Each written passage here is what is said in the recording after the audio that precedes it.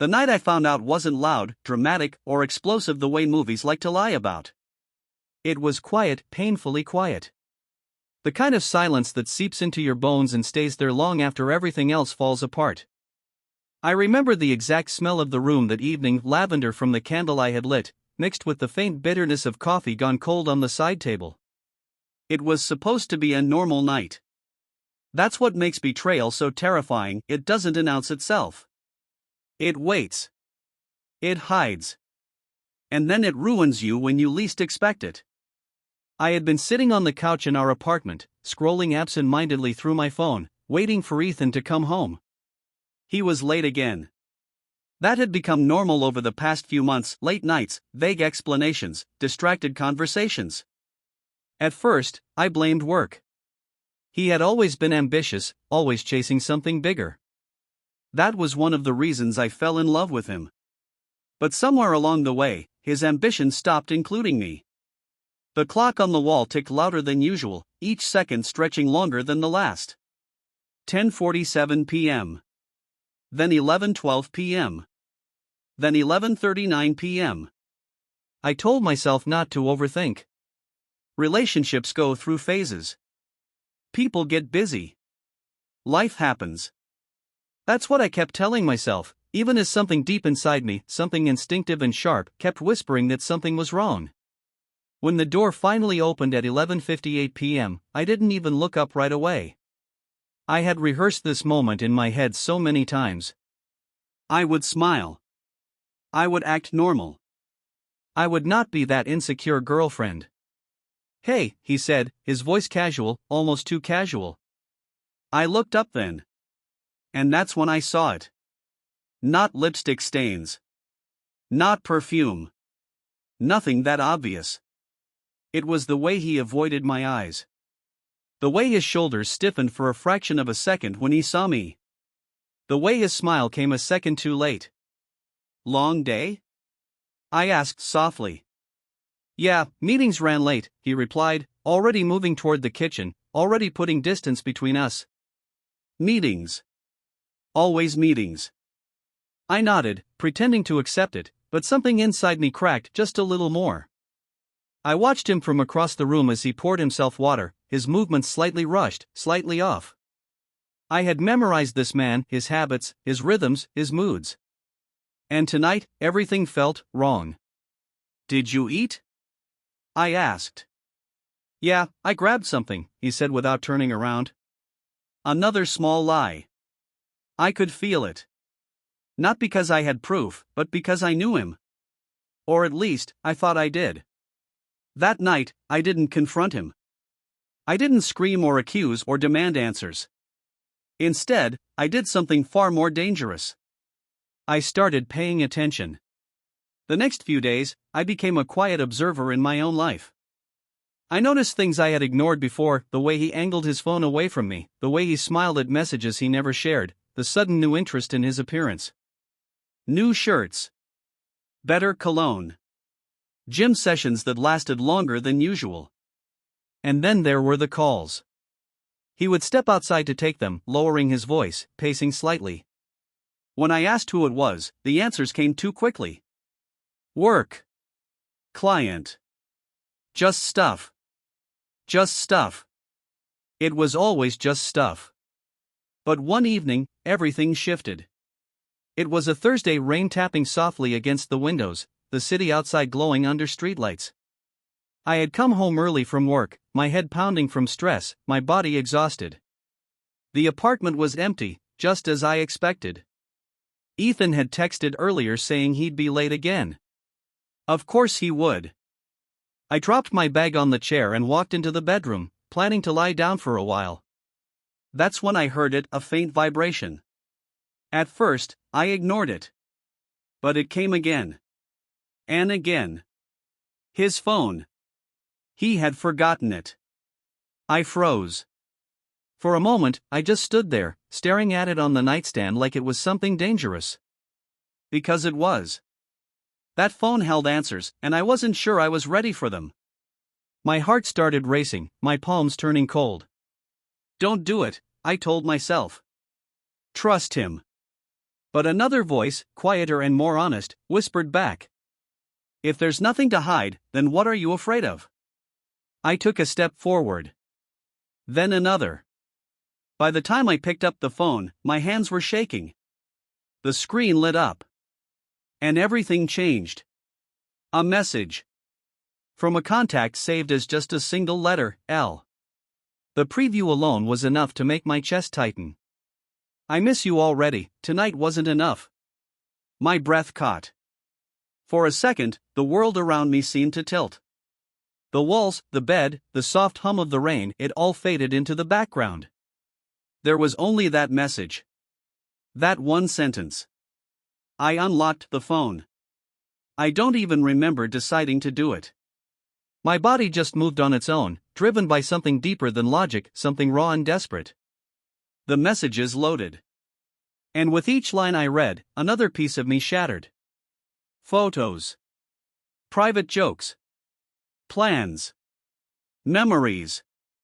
All of it. All of it real. All of it proof. This wasn't a mistake. It wasn't a misunderstanding. It was a relationship. A full, living, breathing relationship. And I was the only one who didn't know. I sat down slowly on the edge of the bed, the phone still in my hand, my vision blurring as tears finally spilled over. But it wasn't loud crying. It wasn't dramatic. It was silent. Because the pain was too deep for sound. The worst part wasn't even the cheating. It was the realization that somewhere along the way, I had stopped being enough. I replayed everything in my mind, every conversation, every laugh, every moment we had shared. Had any of it been real? Or had I just been living in a story he had already abandoned? Then I saw the latest message. Same place tomorrow? He won't suspect anything. My hands tightened around the phone. Tomorrow. They were meeting again. And suddenly, something inside me changed. The sadness didn't disappear. But it shifted. It hardened. Because in that moment, I realized something important. I wasn't going to beg. I wasn't going to cry in front of him. And I definitely wasn't going to walk away quietly. No.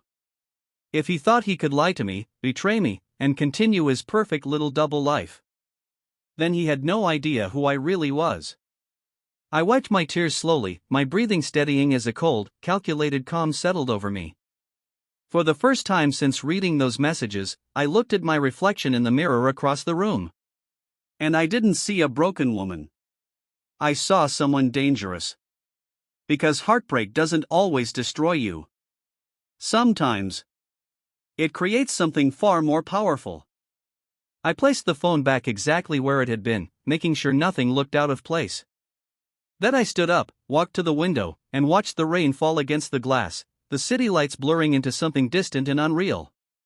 Tomorrow. They thought tomorrow would be just another secret meeting. They were wrong. Tomorrow was the beginning of my revenge. The next day didn't feel real.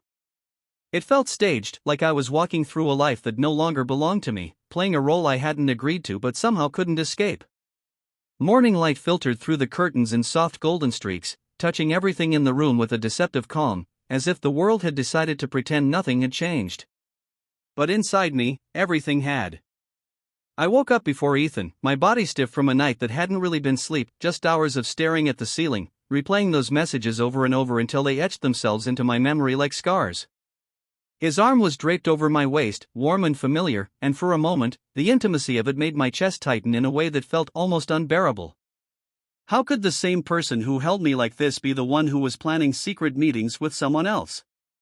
I carefully lifted his arm and slipped out of bed, moving quietly, like a stranger in my own home.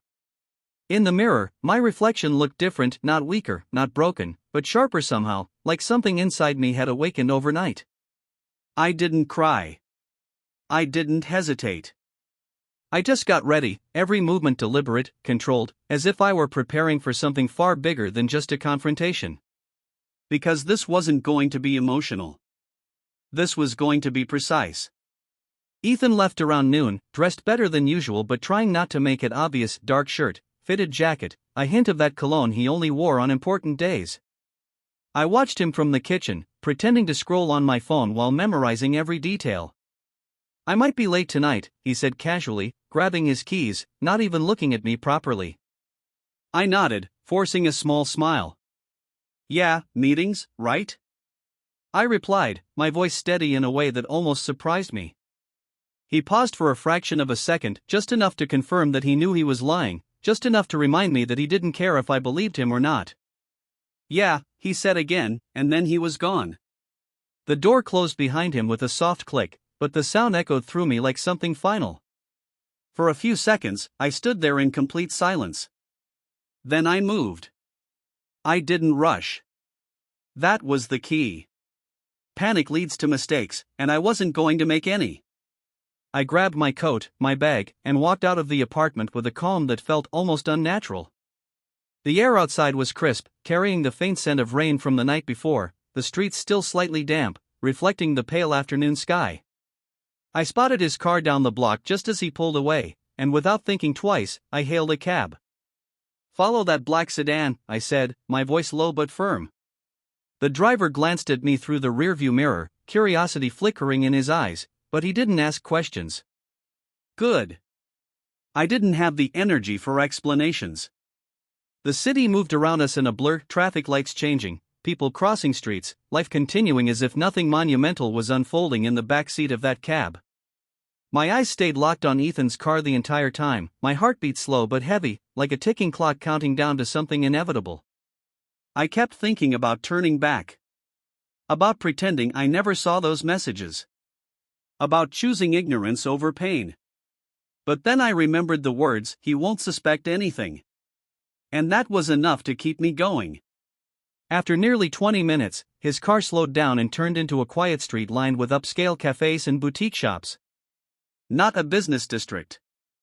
Not a place for meetings. My stomach twisted, but my face remained calm. The cab stopped a little distance away, and I stepped out, my heels clicking softly against the pavement as I followed from afar. He parked, stepped out, and for a moment, I saw him clearly, confident, relaxed, almost happy. A version of him I hadn't seen in months. And then she appeared. She walked toward him like she already belonged in his world, effortless, graceful, dressed in a way that wasn't loud but undeniably striking. Her hair caught the light, her smile soft but knowing, and when their eyes met, something passed between them that didn't need words. It was familiarity. Intimacy. History. My chest tightened, but I didn't look away. I forced myself to watch as he stepped closer to her, as his hand found hers like it had done it 100 times before, as he leaned in and kissed her, slow, comfortable, practiced. Not the kiss of something new.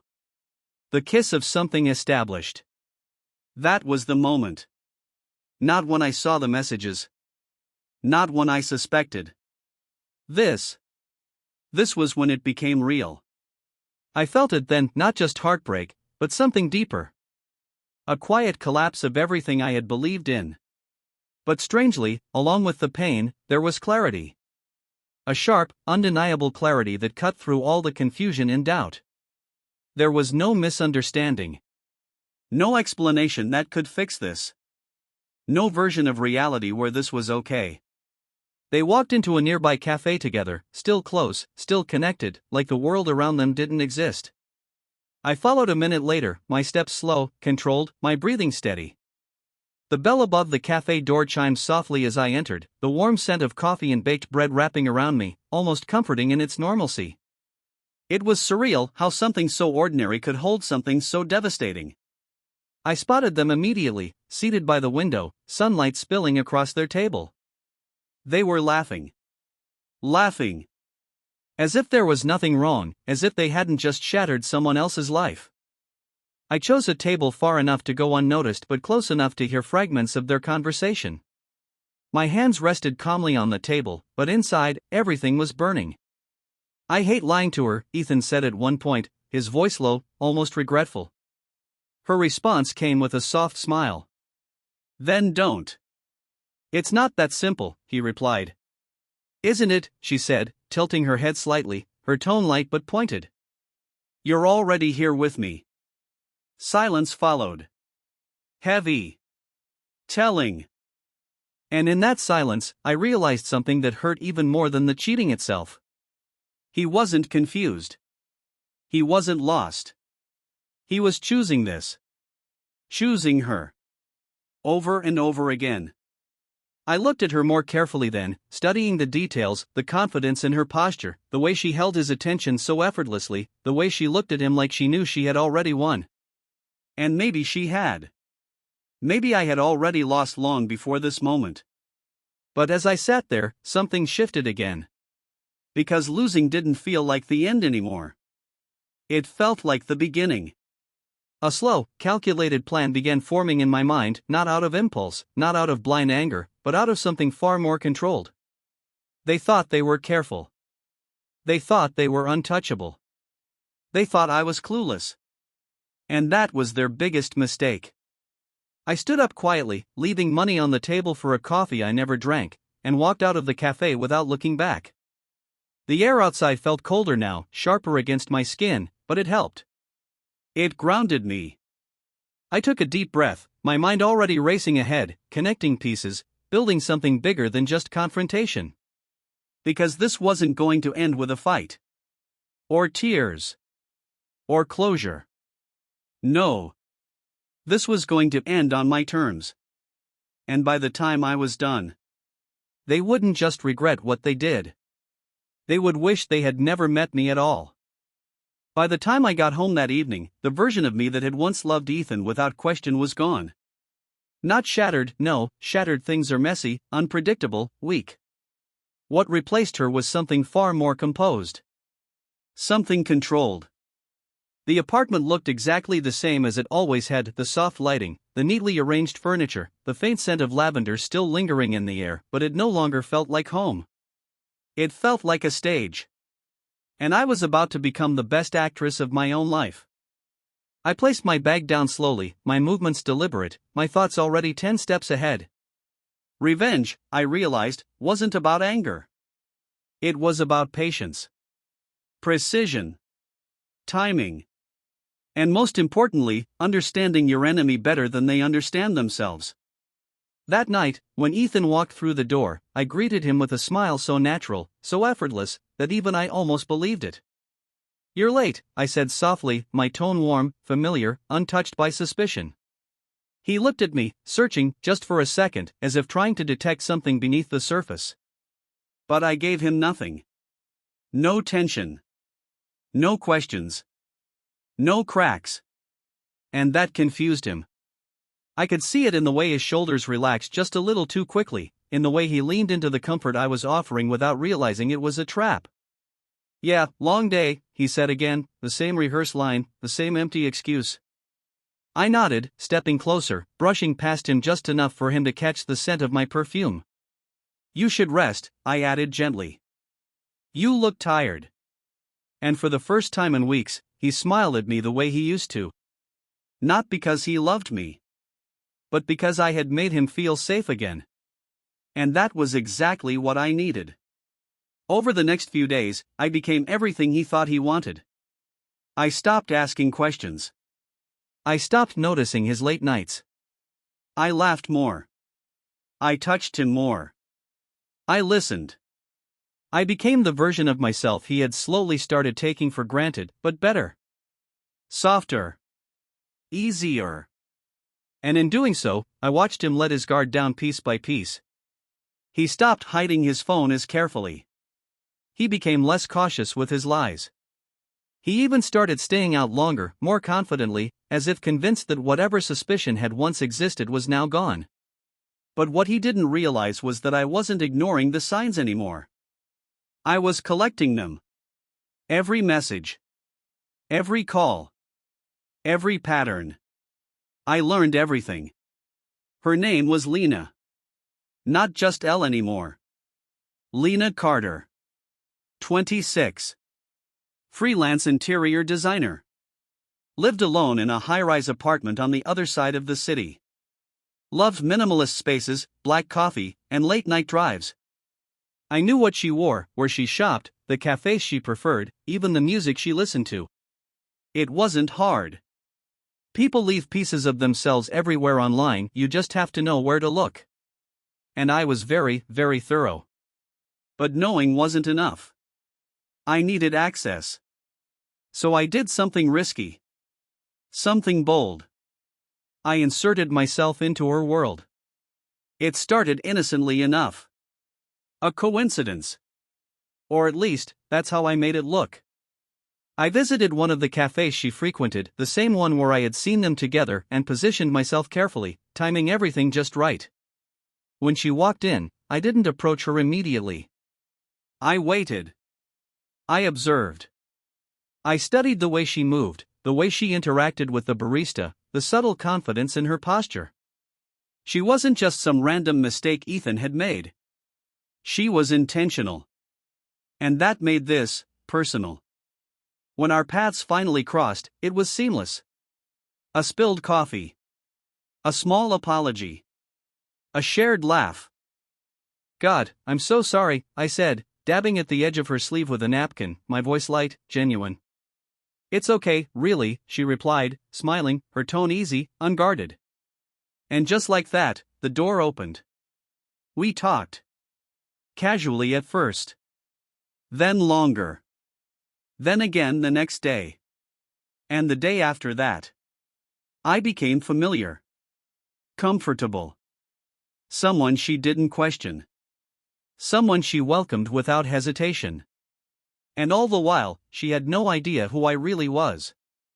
No idea that the woman she was laughing with, sharing stories with, slowly trusting, was the same woman whose life she was helping to destroy.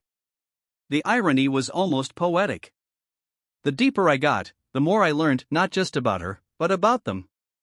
About how they met. About how it started as something casual and became something more. About how she believed Ethan was complicated, that he was trying to figure things out. She didn't see herself as the other woman. In her mind, she was the one he was choosing. The one he would eventually end up with. And maybe she was right. But not for long. Because now, I was part of the equation. Meanwhile, at home, Ethan remained completely unaware. If anything, he seemed happier. Lighter. As if his double life was finally balancing in a way that worked for him. He had no idea that both sides of that life were slowly starting to close in on him. One evening, as he stood in the kitchen, scrolling through his phone with a faint smile, the same smile I now knew was meant for her, I walked up behind him and wrapped my arms around his waist. "You seem happy," I whispered softly. He stiffened slightly, just for a moment. Then relaxed. "Just less stressed, I guess," he replied. I rested my head against his back, hiding the cold expression that had replaced the warmth in my eyes. "Good," I said quietly. "You deserve that." And I meant it. Because happiness makes people careless. And careless people make mistakes. Big ones. The kind that destroy everything. But the real turning point came a week later. That was the day Lena invited me to her apartment. I remember the elevator ride up, the quiet hum, the mirrored walls reflecting a version of me that looked calm on the outside but was calculating every detail on the inside. This was it. The moment where everything I had been building would finally come together. When the doors opened, I stepped into her world and immediately understood why Ethan had been drawn to it. The space was beautiful. Minimalist, elegant, carefully curated. Soft neutral tones, clean lines, large windows overlooking the city. It felt peaceful. Controlled. Nothing like the chaos I was quietly carrying inside me. "Make yourself comfortable," she said, smiling as she walked toward the kitchen. I nodded, taking it all in, my eyes moving slowly across the room. And then, I saw it. On the table. A photo. Ethan. Laughing. Relaxed. Happy. A version of him I hadn't seen in months. My chest tightened, but my face didn't change. "Who's that?" I asked casually, gesturing toward the frame, as if I didn't already know. She glanced over, her smile softening. That's someone I'm seeing, she said, her voice quieter now, more personal. Serious? I asked. She hesitated. Then nodded. I think so. I smiled. Not out of kindness. But because in that moment, everything became clear. She wasn't just part of the story. She was emotionally invested. Deeply. And that made her vulnerable. Which meant I now had control over both of them. I picked up the photo, studying it for a second longer before setting it back down gently. He looks like someone who doesn't deserve to be lied to, I said, my voice calm, almost thoughtful. She laughed softly, shaking her head. Trust me, it's more complicated than that. Oh, I know, I thought. It's about to get a lot more complicated. Because neither of you has any idea what's coming next. By the time I left Lena's apartment that evening, the city felt different, sharper, colder, almost like it was reflecting the version of me I had become. The sky was painted in deep shades of orange and fading blue, the last light of day stretching across glass buildings before disappearing into night, and for a brief moment, I stood there on the sidewalk, watching people pass by, completely unaware of the quiet storm that was about to unfold. Everything was in place now. Every detail I needed. Every weakness mapped out. And the most dangerous part? Neither of them had the slightest idea that their carefully constructed illusion was already collapsing from the inside. The shift began subtly. Because the most effective kind of destruction doesn't happen all at once. It happens slowly, invisibly, until there's nothing left to hold on to. With Ethan, I became even more attentive, but in a way that started to confuse him. I began asking questions again, but softer, almost playful, never direct enough to sound suspicious. Do you ever feel guilty? I asked one night as we sat across from each other at dinner, the warm glow of the overhead light casting shadows across his face. He looked up, caught off guard, a flicker of unease passing through his eyes before he masked it with a shrug. About what? He asked. I tilted my head slightly, watching him carefully, letting the silence stretch just long enough to make him uncomfortable. I don't know, just life, I guess. The things we hide. The things we don't say. I smiled faintly, as if it meant nothing. But it didn't mean nothing. It meant everything. And I could see it working, the way his jaw tightened slightly, the way his gaze dropped for just a second too long. Guilt doesn't need proof. It exposes itself. At the same time, with Lena, I did something far more dangerous. I became her confidant. We started meeting more often, coffee turning into long conversations, casual chats turning into personal confessions. She trusted me now. Completely. And trust, I realized, is the easiest weapon to turn against someone when they don't see it coming. One evening, as we sat by the window of her apartment, the city lights glowing behind her like a soft halo, she sighed quietly, her fingers wrapped around a mug of coffee gone cold. Sometimes I feel like he's still holding something back, she admitted, her voice low, uncertain. I leaned in slightly, my expression gentle, encouraging. What do you mean? I asked. She hesitated, searching for the right words. Like, he's with me, but not fully. Like there's a part of his life he hasn't let go of yet. My heart didn't break hearing that. It didn't even flinch. Instead, I nodded slowly, as if I understood her pain, as if I wasn't the very reason it existed. Maybe he's afraid, I said softly. Or maybe, he hasn't been forced to choose yet. She looked at me then, something shifting in her expression. What do you mean? She asked. I held her gaze for a moment, letting the idea settle before I spoke again. Sometimes people don't realize what they really want until they're about to lose it. And just like that, the seed was planted. From that moment on, everything began to unravel exactly the way I wanted. Lena started pushing him. Asking more questions. Demanding more clarity. I could see it in the messages I now knew how to access, in the subtle changes in his behavior at home. He became more distracted, more irritable, more restless. The balance he had been so comfortable with was slipping, and he didn't know how to fix it. One night, he snapped at me over something insignificant, his frustration spilling out in a way that didn't match the situation. "Can you just not start tonight?" he said sharply, running a hand through his hair. I paused, looking at him with quiet surprise, letting the silence stretch again. "I didn't say anything," I replied calmly. And that was the worst part for him. Because there was nothing to fight. No accusation. No confrontation. Just calm. Controlled calm. And it made him uneasy in ways anger never could. But I wasn't done.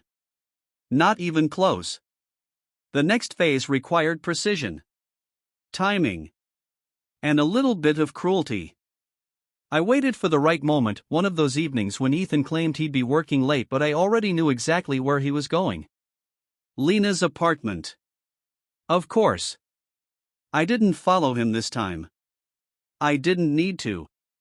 Instead, I went somewhere else. Somewhere important. I visited his office. The building was quiet when I arrived, most employees already gone for the day, the sterile scent of polished floors and recycled air filling the space. The receptionist recognized me, of course she did, I had been there enough times before. "He's not here," she said politely. I smiled. "I know. I just needed to drop something off." She nodded, not questioning it, and let me through. His office looked exactly like you'd expect: organized, professional, impersonal. But I wasn't there to admire it. I was there to leave something behind. Something small. Something simple. Something devastating. I placed an envelope on his desk, plain, unmarked, easy to overlook, but impossible to ignore once opened. Inside, I had printed a selection of messages. Not all of them. Just enough. Enough to create doubt. Enough to suggest exposure. Enough to make him wonder who knew, and how much. But here's the part that made it perfect.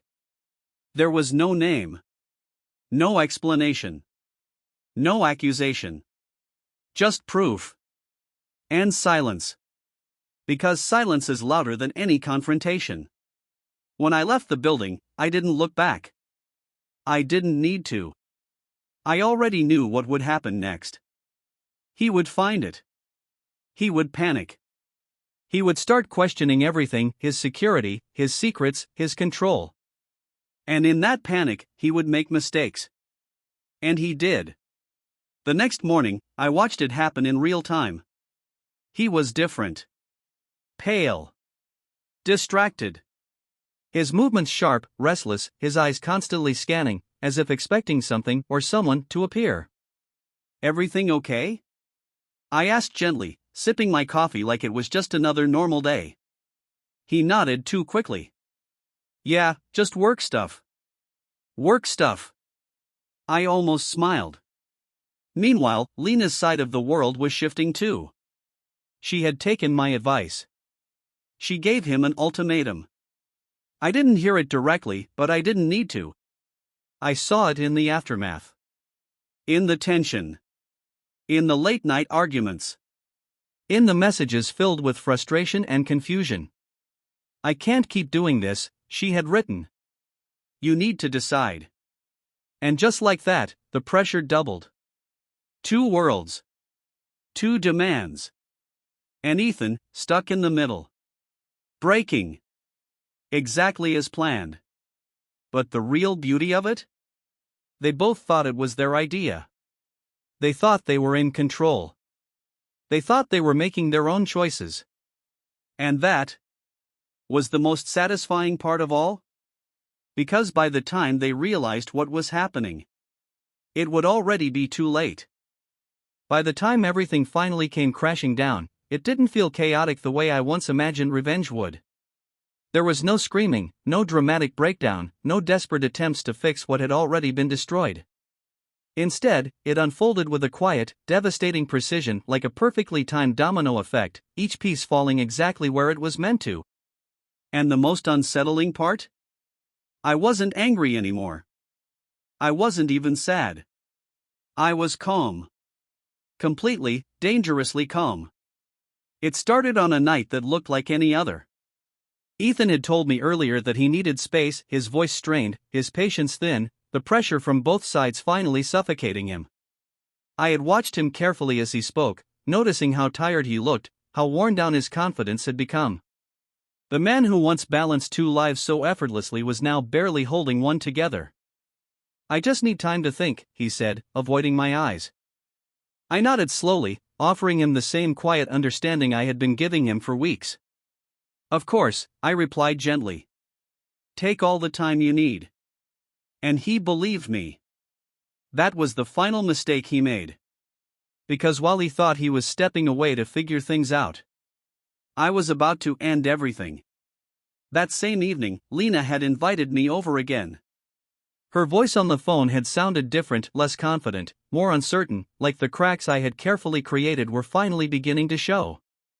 "I think something's wrong," she admitted when I arrived, pacing slightly in her living room, her usual composure slipping. The apartment that once felt calm and controlled now carried a tension that lingered in the air, heavy and suffocating. "He's distant, distracted. And I don't know why."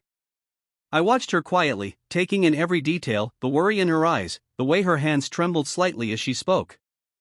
For a brief second, I almost felt something close to sympathy. Almost. "Maybe it's time you stop guessing," I said softly, my voice steady, grounded. "And start seeing the truth." She frowned slightly, confused. "What do you mean?"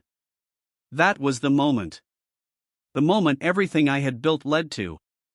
I reached into my bag slowly, deliberately, and pulled out my phone.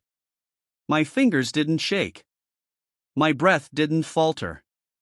Because this wasn't impulsive. This wasn't emotional. This was planned.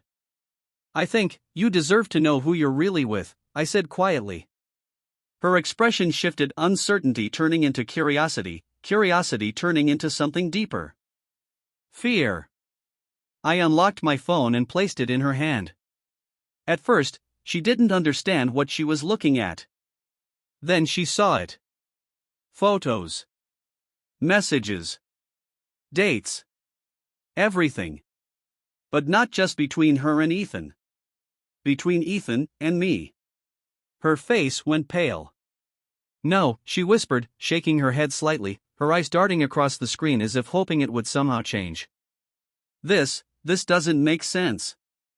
I held her gaze then, no longer hiding, no longer pretending. "My name," I said calmly, "is the one he never told you about." Silence. Heavy. Crushing. Realization hit her slowly, but when it did, it was brutal. I watched it happen in real time, the confusion, the denial, the horror, the betrayal. Not just from him. But from me. "You," her voice broke, barely forming the words. "You knew?" "Yes." "How long?" "Long enough." She staggered back slightly, her hand covering her mouth, her entire world collapsing in front of her. "You've been talking to me this whole time," she whispered. I nodded. And for the first time, I let her see exactly who I was. Not the friend. Not the listener. Not the safe space she thought she had. But the woman she helped betray. "I needed to understand," I said quietly. "And I needed you to trust me." "Why?" she asked, her voice cracking, tears finally spilling over. "Why would you do this?" I stepped closer, not aggressively, not emotionally, just enough for my words to land with full weight. "Because you both thought I was weak," I said. "You thought I wouldn't see. You thought I wouldn't fight back." She shook her head, overwhelmed, unable to process the depth of what had just happened. "But I wasn't done. Not yet." "Call him," I said. She looked at me, confused. "What?" "Call him," I repeated calmly. "Ask him to come here." And maybe it was the shock. Maybe it was the need for answers. Or maybe it was the realization that everything was already broken. But she did it. Her hands trembled as she dialed his number, her voice unsteady as she told him to come over. He hesitated, I could hear it faintly through the speaker, but eventually, he agreed. And then we waited. The silence between us was unbearable, thick with everything unspoken, everything destroyed. She didn't look at me anymore. She couldn't. And I didn't try to comfort her. This wasn't about comfort. This was about truth. When the door finally opened, everything reached its breaking point. Ethan walked in, his expression tense, already on edge, but the moment he saw both of us standing there, everything drained from his face. Confusion. Panic. Understanding. All at once. "What's going on?" he asked, his voice tight, controlled, but barely. No one answered immediately. Because the answer was already in the room. In the silence. In the distance between us. In the truth he could no longer escape. "She knows," Lena said finally, her voice hollow. His eyes snapped to me. And in that moment, I saw it. Fear. Real, undeniable fear. "How?" he whispered. I smiled slightly, not out of joy, but out of closure. "You left your phone behind," I said. And just like that, everything ended. The arguments came next, loud, messy, desperate. Accusations thrown in every direction. Lies collapsing under their own weight. Promises that meant nothing anymore. I didn't stay for all of it. I didn't need to. I had already won the moment the truth was exposed. So I walked out. Quietly. Calmly. Leaving them behind in the wreckage they had created. And for the first time in a long time, I felt free. Weeks later, I heard what happened. They didn't stay together. Of course they didn't. Because relationships built on lies don't survive truth. Ethan tried to reach out, calls, messages, apologies that came too late and meant too little. I ignored them all. Not out of anger, but because I had nothing left to say. Lena disappeared from my life completely. I never saw her again. And honestly, I didn't want to. Because some endings don't need closure. They just need distance. In the end, my revenge wasn't loud. It wasn't dramatic. It wasn't destructive in the way people expect. It was something far more powerful. I made them face the truth. I made them feel exactly what I felt. And then, I walked away. Not broken. Not defeated. But stronger than I had ever been. Because sometimes, the best revenge isn't destroying someone else. It's proving that they never had the power to destroy you in the first place.